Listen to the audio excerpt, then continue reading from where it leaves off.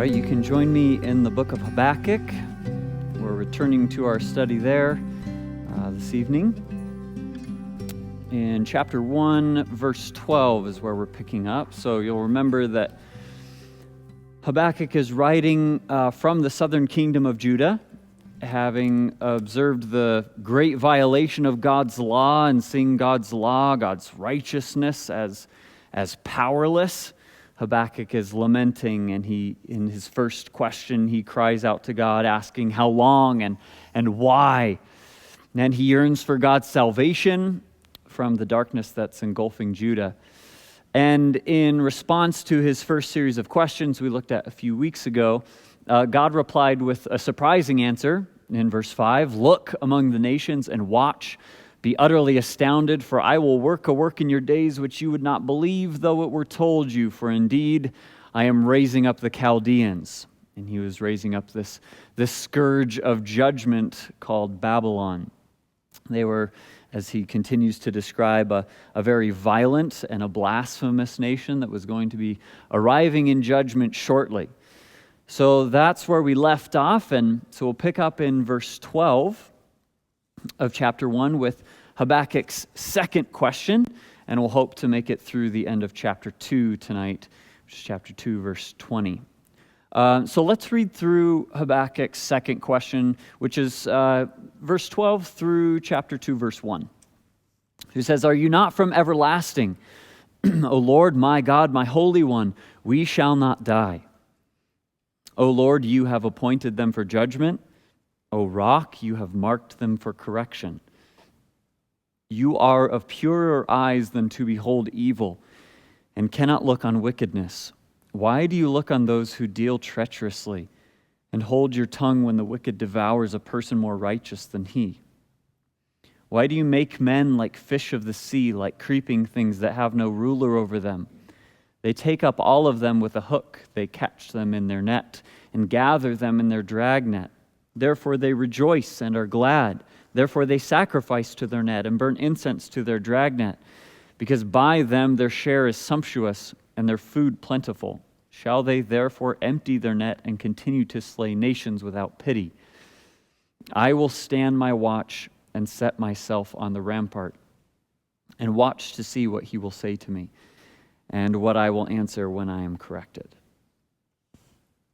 Okay, so we left off at a little bit of a tense moment a few weeks ago because the response does not seem like one that might normally come from God. The response that I'm going to send something wicked as a solution does not seem like a normal response from God. And so Habakkuk's response it's faith-filled, but it's also quite strong. He's very honest about what he thinks about this solution, and even because of his description that we just read about Babylon being like this fisherman imagery, this response very well may have taken place even up to years after the first question.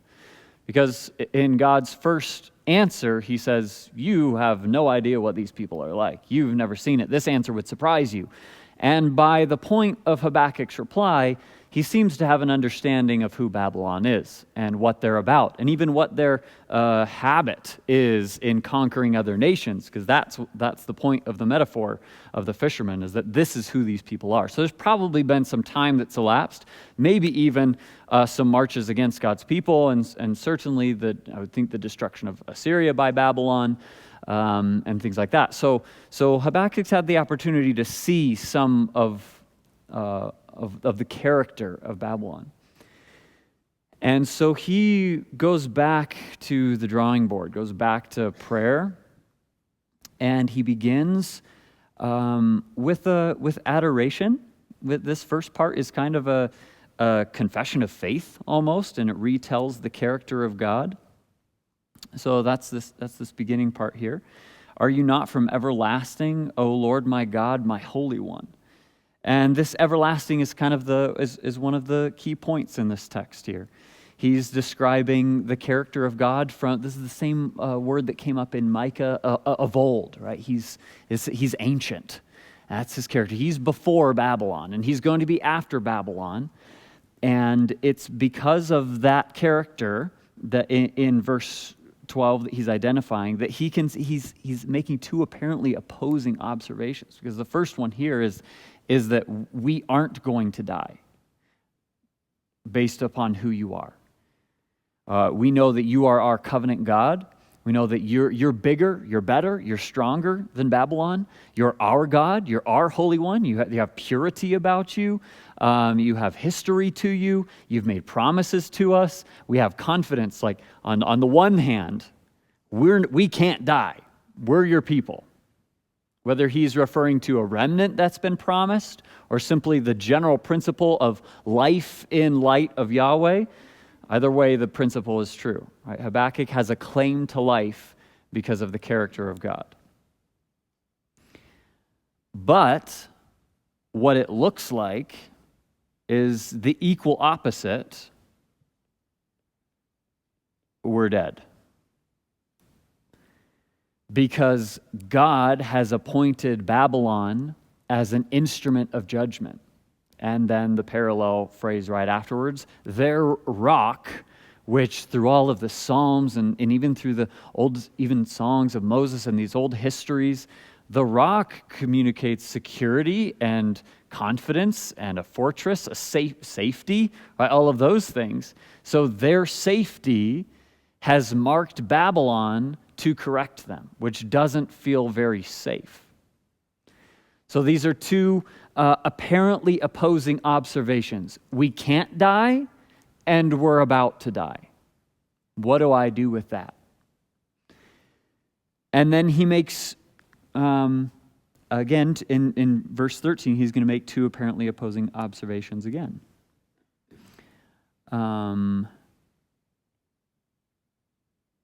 You act, right? You are of purer eyes than to behold evil and cannot look on wickedness. He says, because of your character, because you are righteous, and you're the one from whom we received the righteous law, and you are also judge, you enact your righteousness, you make decrees of righteousness. He says, you're too good to look at the wickedness and there's kind of and not do something. You don't just look at it. You can't just look down the dark alley and you hear the muffled cries of somebody getting beaten up and just move on. You can't move on. You're too good. Your eyes are too pure then to just look at that and say nothing and do nothing. And yet, opposing observation, you aren't acting.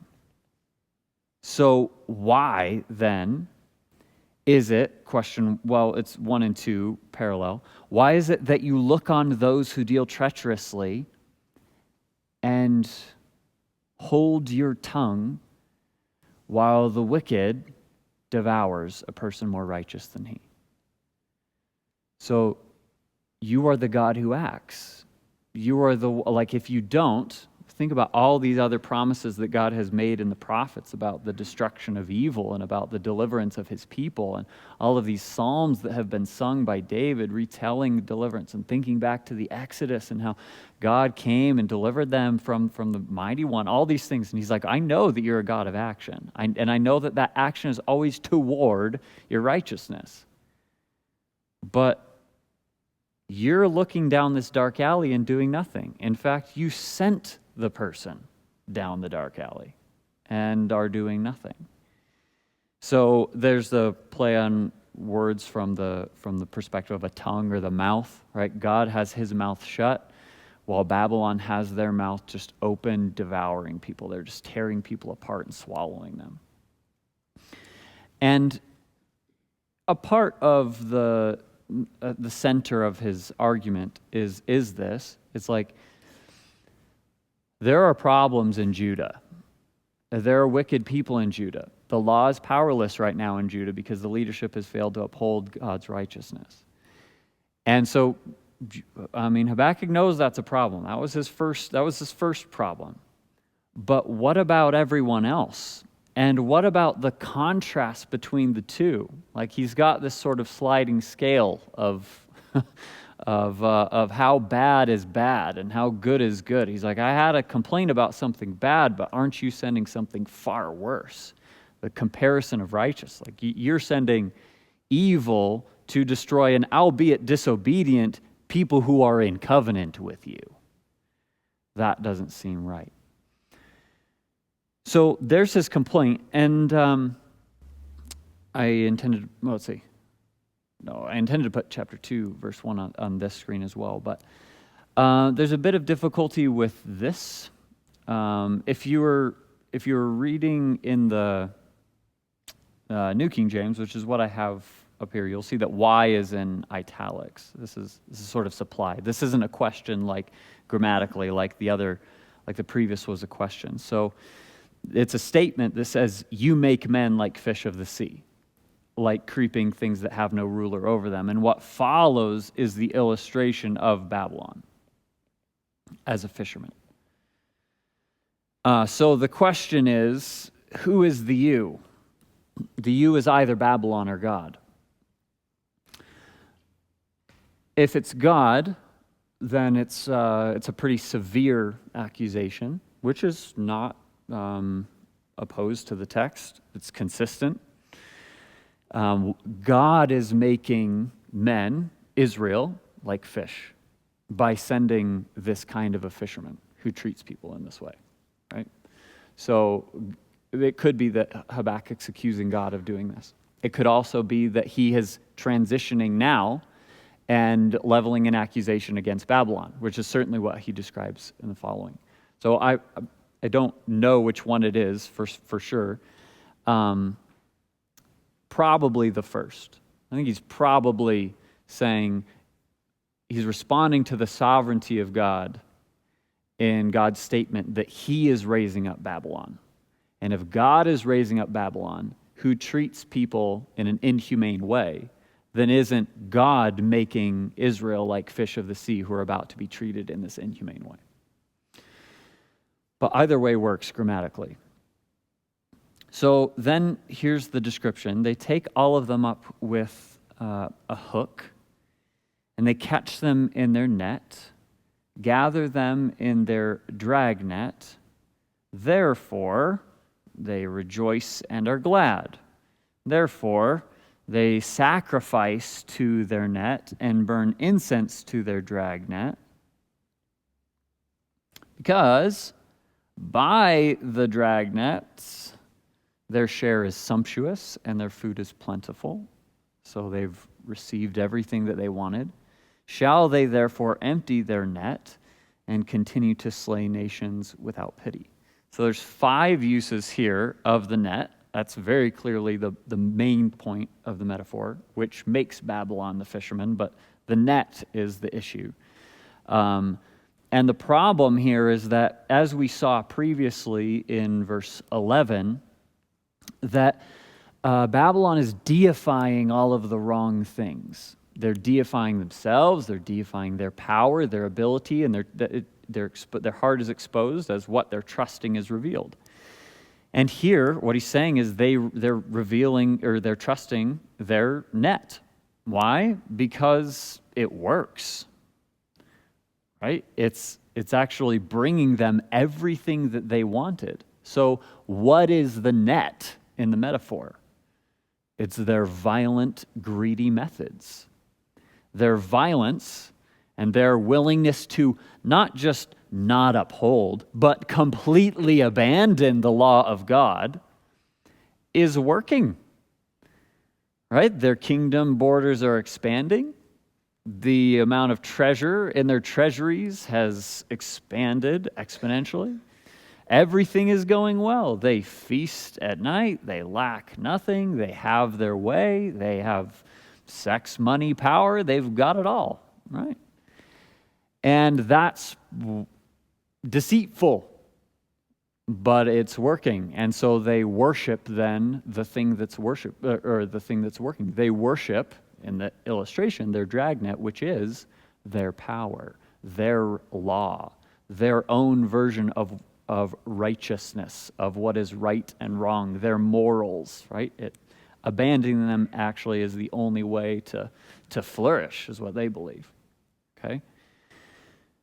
And so Habakkuk says, shall they just empty their net and then go on to the next one?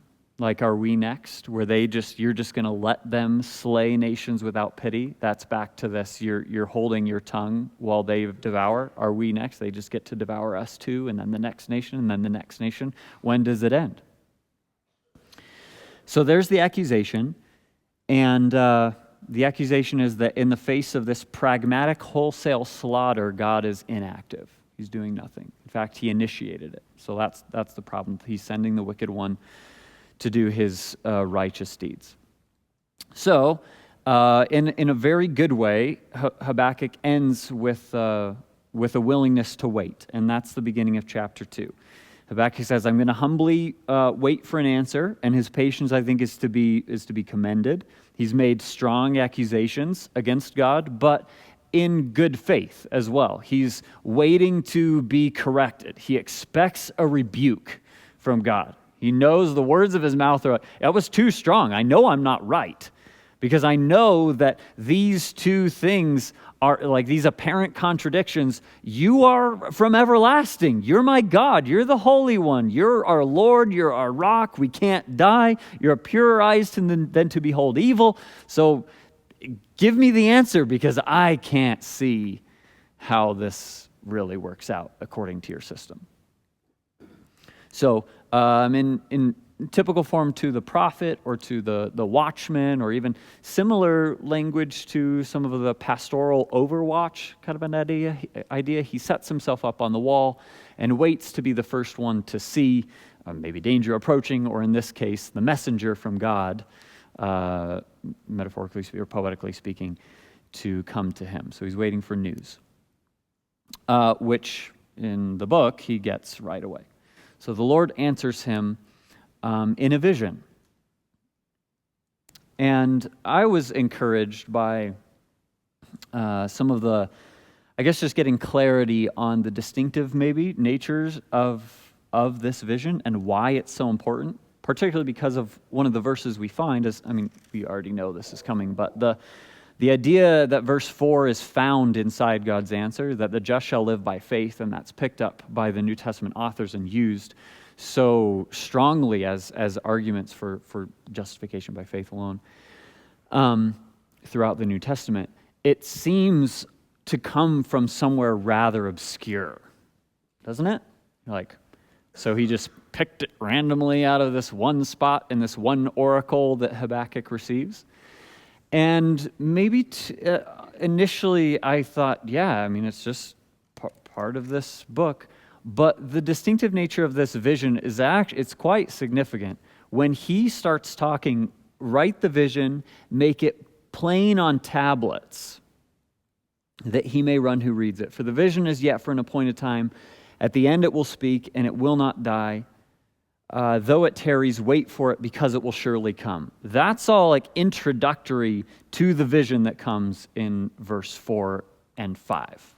Okay, so the vision is found in verse 4 and 5. This is all introductory. That's a very significant introduction to what God's about to say. And what we're supposed to be drawn back toward is, does this remind you of anything? Write this down on a tablet. That takes us to Sinai, which is one of the most significant points of Revelation, where Moses received the 10 words from God, and he wrote them on tablets. Now, it's singular tablet here because it's a shorter message maybe than the 10 words.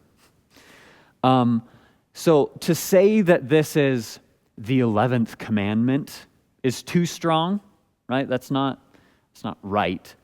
But that's the general idea, that's the push. We're supposed to think of this as like Moses got on Sinai. Yeah, that significant of a message. And he qualifies the message in a number of ways. Now he says, write it down so that you can deliver it quickly, so that he may run who reads it, so that the messenger can be sent. Because this vision is yet for an appointed time. At the end it will speak, and it will not lie. So what does the beginning of verse 3a we might say, what does this teach us about this vision? What kind of vision is it? When is it for?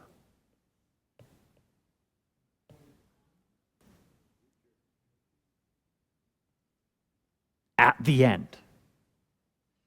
Okay, so whew, that's how important it. No.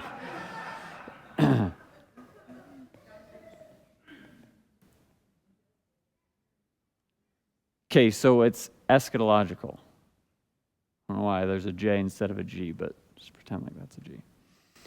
Eschatological. So it's for the end, right? If I didn't mention this, so back to the tablets idea. One of the reasons this stands out is because the other prophets aren't normally commanded to write on tablets. Right? There's Isaiah who's commanded to write on a scroll, Jeremiah who's commanded to write in a book, and those are perhaps picked up in Revelation as well. Those means of preserving a prophecy or opening a prophecy or reading or whatever a prophecy. But that's part of why then the tablet's like, oh, go backwards to Sinai. Okay, so this vision is noteworthy. In 3a, it's eschatological. And then in 3b, it is what? Sure. Right? It's certain. So it's eschatological and it's certain. Those two qualities about this vision make it perhaps extraordinarily significant. And the fact that this is something that's intended to be passed down, the message that's brought now and even generationally, is the idea that you're going to keep giving this message. People need to keep carrying this message. One of the reasons it's on tablet, it has the idea of permanence, of significance, similar to the law, it's handed from generation to generation. It's that kind of a vision. It's that kind of a message. So it's significant here that it's pointed toward the end, which means Habakkuk, the final resolution to your complaint is eschatological. That might not be an easy answer, or perhaps the one he wants, but it's a good one, and it's a clear one, right? At the end of all things, this will be understood. And that's not so often as human beings, we would kick something down the road in that way, maybe because we don't fully have resolution or we're not totally prepared. If an entrepreneur needs to make a pitch and he's like, can I just have 2 more weeks, then I'll be ready. Or something like that, or a student with a test, or whatever it might be. Often when we delay something, it's because we don't know. And I think that's one of the reasons then 3b exists, is that God is communicating. It's not just that I'm not giving you an answer yet. The answer is set. I know exactly what's going to happen. I know exactly how to bring about resolution. And I'm about to give you the message. But just know that it's not yet. Know that it's for the end. And the language reiterates that, even the undeniable certainty of it several times. Now, this maybe is just food for thought or something to study out a little bit more, something that I read in preparation for tonight. The Septuagint on this phrase, which is the Greek translation of our Old Testament, it focuses the vision on the coming of a person rather than the coming of the vision. So you would expect, if the Septuagint is referring back to the vision, that it would use feminine pronouns here to point back to the feminine noun vision. But they don't. They use masculine pronouns, which is, there's no reason that you would do that unless you wanted to communicate something different than vision. And so the appropriate translation of the Septuagint is because he will surely come, he will not tarry. Which is permissible in Hebrew, right? It's a third-person pronoun that's masculine. I believe. I'd have to look at it. I know it's open to that. The Hebrew is open to that, and that's the interpretation that the Greek translation takes. So, a little bit of further support for that idea would be the relationship between this text and Genesis 15, 4, 5, and 6 in a moment, when God promises to Abram's seed. And Abram then responds with belief, and his belief is accounted to him as righteousness, which is a part of the message that we're about to look at. So here's a quotation from the guy that I was reading. So the blessing of a seed finds its full meaning only in terms of the salvation for God's people accomplished by a singular saving hero. Well, that's certainly true. If Habakkuk's referring to that or not is a possibility, something to think about. A cool thought. So then the message, which is verses 4 and 5, verse 6 transitions a little bit to the application of it, but 4 and 5 is the vision. And the vision is this: behold the proud, his soul is not upright in him, but the just shall live by his faith. Indeed, because he transgresses by wine, he is a proud man, and he does not stay at home, because he enlarges his desire as hell, and he is like death and cannot be satisfied. He gathers to himself all nations and heaps up for himself all peoples. So there's kind of three statements. Statement number 1, statement number 2, and then back to the proud man, this longer statement or description. So the vision is primarily about the proud, right? There's only one statement about the righteous or the just. So statement number 1, basically this: the proud are not upright. And his arrogance is his condemnation. His reliance on and his worship of his methods, right, the violence, the net, that betrays or exposes the heart of the proud man. His soul is not upright within him. Now, if this is an eschatological message, then the fact that the proud is not upright is a message of condemnation, right? That's evidence against him in the final judgment. And that's significant. So what God is saying to Habakkuk is the proud are finally judged, are ultimately judged, because that is who they are. That is what their heart, the reality of their heart. But statement number 2, and the only one about the good guys, you might say, is that the upright or the just live by his faith.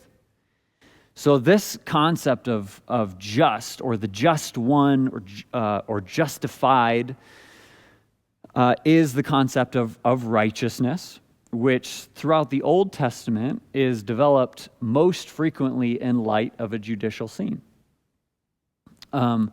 What's meant is here that questions of right and wrong, that's the idea here. What is right and what is wrong? The legal point of view that is to be settled by a judge. And if you were, this is kind of the concept of righteousness in the Old Testament as it relates to Israel as a whole and how they were supposed to function. And back to Habakkuk's initial complaint, is that the judges then of Israel are supposed to uphold the righteousness of God or the law of God, the right and wrong of God, in the same way that God would. Their judgments are simply supposed to reflect his own judgments. and thus then simply reveal things as either righteous or unrighteous, as just or wicked.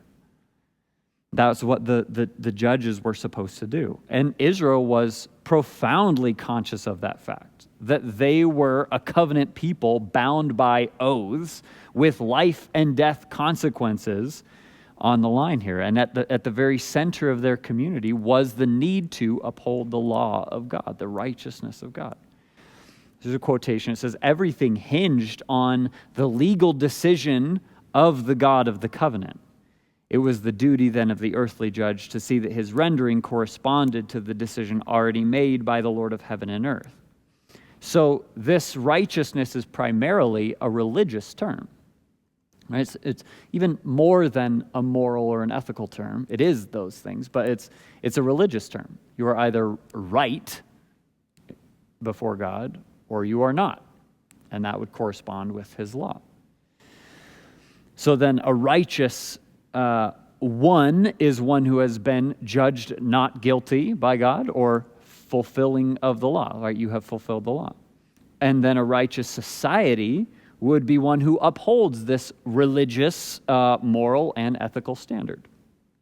So then the question obviously arises, how then can someone be declared righteous? And the answer immediately follows in the vision from God to Habakkuk. Well, life by faith. It's by faith that he is justified. It's by faith that he is made or declared not guilty before the law of God, even if he himself is guilty. That's how it happens. The message that then a person shall live by faith, it underscores the idea that life is a gift which is received gratefully from the Lord's hand. Right? It stands in sharpest contrast to the proud, to the one who is not upright and therefore must die. We have here the one who trusts God's grace for his very existence and therefore lives. So this points us back again to Genesis 15:6, which is the follow-up of Abraham receiving the promise of God, and his response is belief. His response is that he embraces it, and he has faith in it. So the judicial righteousness of Habakkuk 2:4 is precisely the same as Abraham's justification in Genesis 15:6. Then the further description of the proud is given, and the idea is if the upright live by belief in God, then the proud, the not upright, live by arrogance and brutality and trust in self. That's kind of the equal opposite. It's interesting that he identifies this first sort of sin or cause of his sin, that he transgresses by wine. Because he transgresses by wine, he is a proud man and he doesn't stay at home. Because he enlarges his desire as hell and he is like death and cannot be satisfied, he gathers to himself all nations. There's kind of those two ideas. So the transgression by wine, it reminded me a little bit of, this isn't even a good thing to say because it's less than this comparison, but like the sin of Sodom and Gomorrah being homosexuality, like identifying that one thing. It's like, yes, but it's more. It's other than that's the premier example that's given. I think throughout Habakkuk, the premier example that's given is probably the violence, the bloodshed. But here, he leads in this description with transgression by wine. And the idea is that the wine is an agent of the ugly rebellion. It is intoxicating. It causes him to be blind. And it makes him just expand. It makes him insatiable and consuming. He's not willing to just remain in the position that God has placed him in. Instead, he wants out. He just wants to go and to do his own thing. It's a demonstration of his arrogance. And that's kind of what's described in the second part. It's just the expansion of his offense that's going to testify against him in the eschaton at the end. So then in simple form, the proud, non-upright man who expands his sin and his sentence against him just grows the longer he lives. In the eschaton, he dies. And in opposition to that, and in contrast to that, you have the just individual who has placed faith and belief in God and his promises. And in the eschaton, he is absolutely confidently going to live. So that's God's response, is basically wait. Like at the end of all things, I have a confident and a resounding and a clear answer to all of this. And on that day, the righteous get to gloat a little bit. Like that might be too strong, but they raise a proverb against the wicked man, a taunting riddle against the wicked man. And as we mentioned before, this sounds a lot like the proverbial language of Lady Wisdom, who has made the call for someone that's uncommitted to follow her. They reject the call, and when calamity strikes, Lady Wisdom laughs at them. And what he's saying is that all of these, which is the nations and the peoples that Babylon have destroyed, all of these get to maybe join Lady Wisdom. They take up the proverb against the person who has neglected, against the person who has committed to the path of violence. And in the end was a poor choice, but in the meantime got them everything that they wanted, right? Their share is sumptuous and their food is plentiful. So if you're willing to wait, at the end of time, this is going to speak. Even though it tarries, you wait for it. Even though it/he will surely come, it/he will not tarry. And he brings death for the wicked, life for the righteous.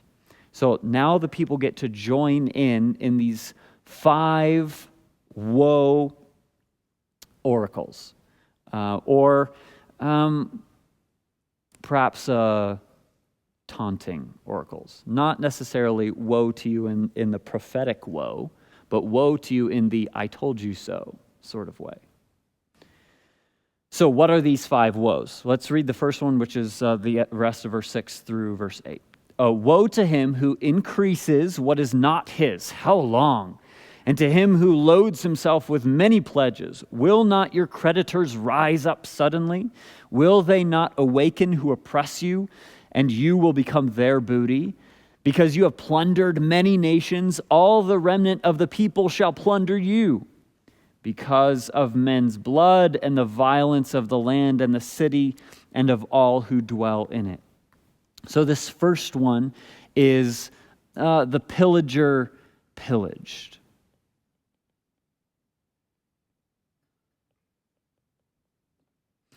We've seen that before in the prophets. The very thing that they have used against someone else is now used against them, and we'll see that same thing again in these 5 woes.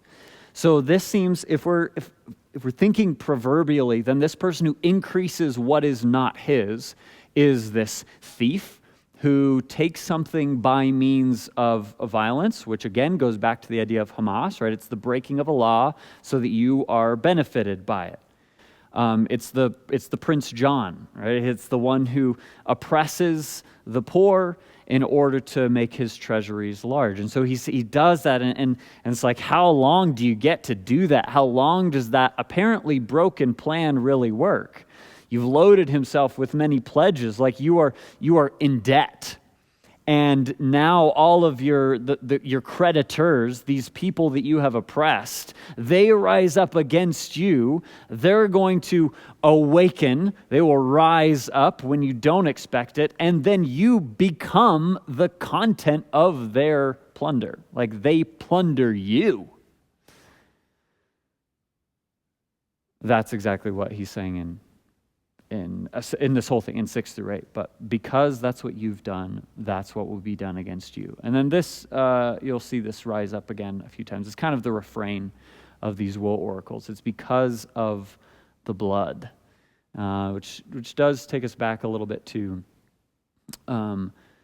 Abel's blood that's crying out, and answers a little bit of the Genesis 18 and 19 question, I think, of all of the offenses that were crying out to God in Sodom and Gomorrah. This is kind of reminiscent of that as well. It's the men's blood and the violence of the land and the city and all who dwell in it. So it's kind of all of them put together. Not only the offenses immaterially, something spiritual that's happening, or something like, not material, not a vocal cry, but the cry of the blood. The Creator sees, the Creator hears, the land crying out, kind of an idea. And also the people who dwelled there. The land cries out. Okay, so that's the first one. The second woe is the fortified, dismantled. Woe to him who covets evil gain for his house, that he may set his nest on high. So once again, you see this covetousness, you see this taking for personal benefit, for personal building. It's now he has this high and established and powerful city, right? So that he's delivered from the power of disaster. He's made himself an impenetrable fortress on the backs of other people. You give shameful counsel to your house, cutting off many peoples, and you sin against your soul. Now your house turns on you because it was built on injustice. So now the stone cries out from the wall, and the beam from the timbers will answer it. This, once again, kind of immaterial, the blood crying out, even the very house now crying out against him because it was built on lies and covetousness and deception and violence. So now it kind of caves in against him. The third woe is woe to him who builds a town with bloodshed. There again, you have the violence, you have the injustice, who establishes a city by his sin, by his iniquity. Behold, is it not the Lord of hosts that the peoples labor to feed the fire, and the nations weary themselves in vain? For the earth will be filled with the knowledge of the glory of the Lord as the waters cover the sea. I think this is my favorite one. It's beautiful. So here's the guy, once again, same accusation, just in a different metaphor. Not just the house, now it's the town. So it's multiple houses. He's building an entire community on bloodshed. And what Habakkuk says is, isn't it God, right? Isn't it the Lord, for whom Babylon is laboring to feed the fire? So isn't it them doing God's bidding, and in the end, all of the stuff they're doing is just burnt? It's all consumed and gone. And isn't it because of God that Babylon is wearying themselves in a futile way? For what? Well, for the temporary plunder that's going to be taken away from them by the people they took it from. So Habakkuk's pointing to, in this woe, the sovereignty of God in his orchestration. He says, weren't you doing God's bidding the whole time? You thought you were building a kingdom of violence for yourself, but you actually were simply God's puppet, doing exactly what he wanted you to do, and at the end of the day, he is going to fill the entire earth with the knowledge of his glory as the waters cover the sea. So in the same way that the water covers the ocean, which is completely, right? They are synonyms. So will the knowledge of the glory of the Lord, or the filling up with the knowledge of the glory of the Lord, be synonymous with earth. Right? They're the same thing. This world is going to be completely filled with the knowledge of his glory. So there's his supremacy at work, his sovereignty at work, even in using wicked people. So you might say Babylon meant it for evil, but God meant it for good. Right? He was using them the whole time. And there's a joyful twist at the end of that movie, right? Where you wonder why somebody uses a mob boss to bring down corrupt cops. You're like, well, no, the cops are still better than the mob boss. I can't go be friends with the mob boss in order to take down the corrupt police. You can't do that. It's like, but what if at the end of the movie, everything that the mob boss was doing was only for his condemnation and he was emptied of his pockets? And it's like, ha! You thought you were building something for you. You thought you were the strong one, and you weren't. You were being used the whole time. Like there's a little bit more satisfaction than to the strong one using the evil, right? Because he has complete control over it. Then we have the fourth woe. Woe to him who gives drink to his neighbor, pressing him to your bottle, even to make him drunk, in order that you may look at his nakedness. So here's the accusation. That's what Babylon's doing. You are filled with shame instead of glory. You also drink. Okay, so there's, again, the turn. I'm going to make you do the same thing that you were doing to other people. God is going to expose you.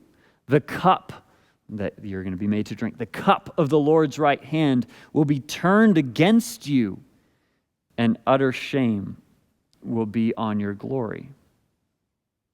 So they thought to build themselves a glorious kingdom that reflected well their power and their deity, their self-proclaimed strength.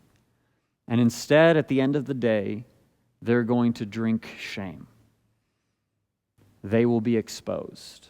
They will be brought low and revealed for who they truly are because of everything that they've done, right? For bringing down, for the violence done to Lebanon, those beautiful place in all of Israel has been completely brought down and brought low. They've made it ugly. They've made God's high places low, and they've made God's stunning places your nose turns up at it. And the way that they treated their animals, which was something that reflected the character of a man in the Old Testament. How you treat your beasts of burden, or reflects well your insides. And he says the way that you've treated them is now going to be treated to you. And then you have this refrain again, because of men's blood and the violence of the land and the city and all who dwell in it. The fifth and final one is about idolatry. And it's not, he kind of signals that it's the last one by not bringing the word up until the middle here. So what's the point? What profit is the image if its maker has to carve it? The molded image, a teacher of lies, that the maker of its mold should trust in it. To make mute idols, woe to him who says to wood, awake, who says to silent stone, arise, it shall teach. Behold, it is overlaid with gold and silver, yet in it there is no breath at all. So this final woe and realization is that they haven't worshiped Yahweh. That was their supreme mistake, right? They made their own gods. And he exposes the folly of that, the silliness of it, that you're taking inanimate objects and you're seeking to animate them, that you're commanding your God to rise from nothing so that it can command you. It's absurd. It's ludicrous, right? Yet that's the most common reality of humanity, is that most humans believe in a God that's been made. They've either forged it themselves or followed the forging of someone else.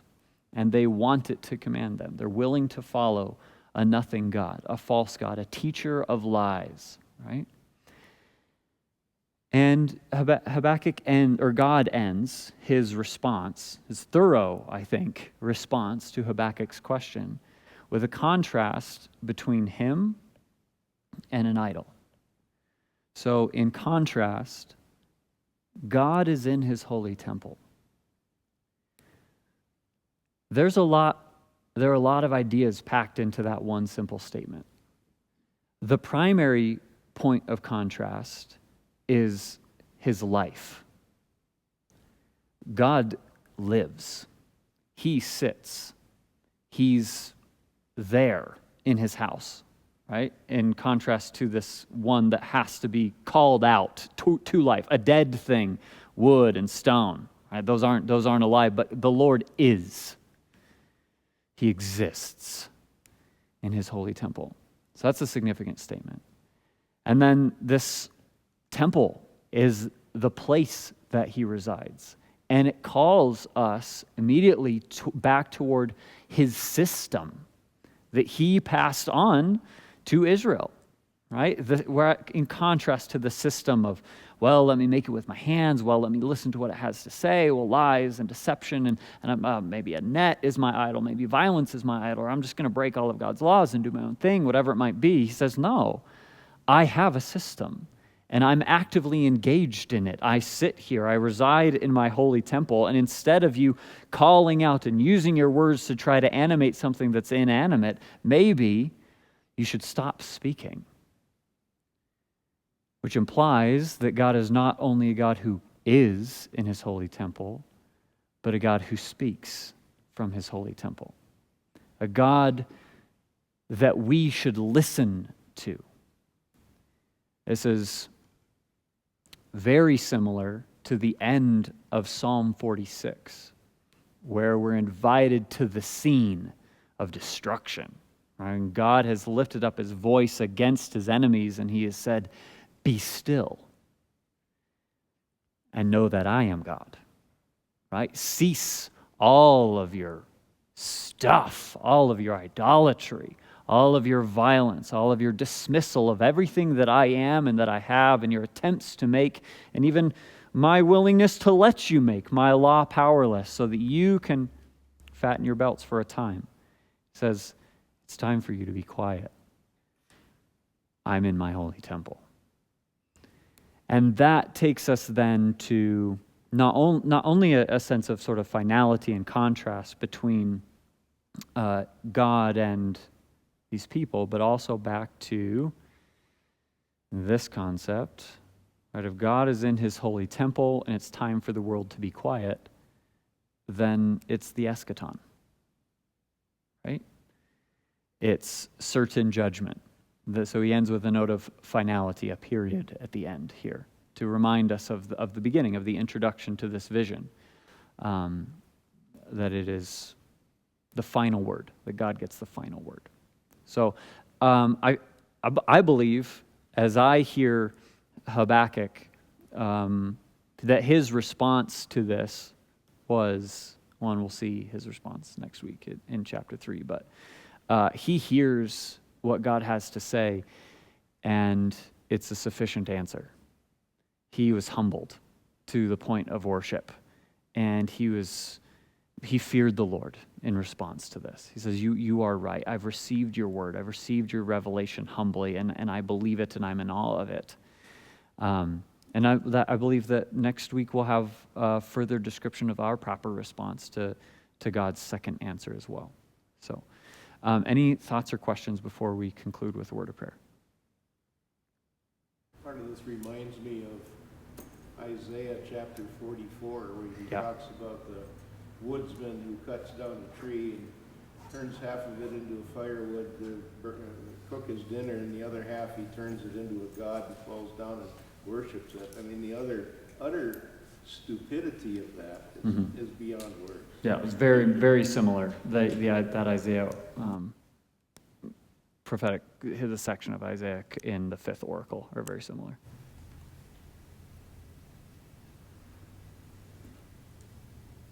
There's a lot of allusions to Proverbs in this too. Yeah, which is introduced for us right? That's the style of response that these woe oracles takes up, right? That all the people get to join in a proverb against him in a taunting riddle, which are two of the words in the prologue of Proverbs. Right? That's what this is. Wisdom helps you understand the proverb and the riddle. Yeah, then we're talking about the wicked, and it says they drink the wine of violence, Mm-hmm. which here again is right in line with chapter 2 there, Yep. Yep. both the wine and the violence. I think in the introduction to Proverbs you have that. You have the Hamas gang, to this gang of young people who are doing the exact thing that Babylon's doing. Yeah, Mary.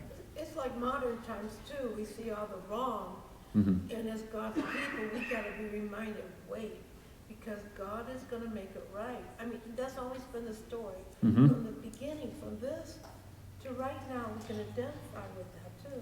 Absolutely. It is. We've talked about that, and we should keep talking about it. That this is a pattern for us. In as much as Sodom and Gomorrah was a pattern, there was something historical and a warning. The prophets are very similar.